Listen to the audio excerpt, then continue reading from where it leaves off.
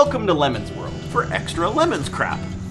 When we started 24 Hours of Lemons, there were a couple of cars that came immediately to mind. Because they are obvious lemons. Yes, they're cheap and they're awful. Yeah. And a couple of those that you think of right off the bat, Ford Pinto, Yep. Chevy Vega. Yep. And we've had both of those racing lemons, and we always like to see those kind of classic lemons show up at our event. Yeah, but you notice, how many more Pintos than Vegas? It's got to be at least a 20 to 1 ratio, Yeah. if not more than that. Now, the reason for that is this. Now, I think the Pinto probably is a little higher profile for being a lemon for its one minor flaw of exploding when it got into a collision. Yeah. But that notwithstanding... See, that was a newsworthy flaw, whereas the Vegas flaws were not nearly so newsworthy. Right. It just sucked. Right. See, the Pinto, exploding aside, Yeah. had a pretty okay little engine that in fact Kinda ran. It got used. That basic design went on to be used in all kinds of places. GTP cars. They were using it in Ford Rangers up until a couple years ago. Yep.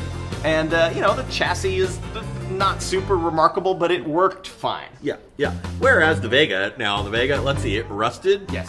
Within a year, it would totally return to rust. Had the aluminum block with the weird-ass cylinder liners that failed within 10,000 miles, and the thing you had to throw it away. It came shipped from the factory at about an 80-degree angle or something ridiculous. On a train. Something ridiculous like that. Car would never run again because everything was drowned in oil and gasoline. It had a cardboard trunk. That was one of my favorites. Yeah, it was just a really, truly terrible little car. David E. Davis used to tell this story when he worked for Campbell Ewald and General Motors back when they were developing the car. And he was at a meeting right before they launched that where the lead of the project said, you know, we've had these meetings and we've done clinics, we've had engineering tests, we had proving sessions, we've worked really, really hard. And I don't remember anywhere along the way any of us saying, hey guys, you know what?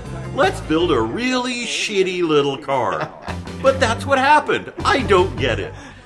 Well, that's General Motors in a nutshell. But in any case, when one of these archetypal lemons shows up to a lemons race, it always makes us happy.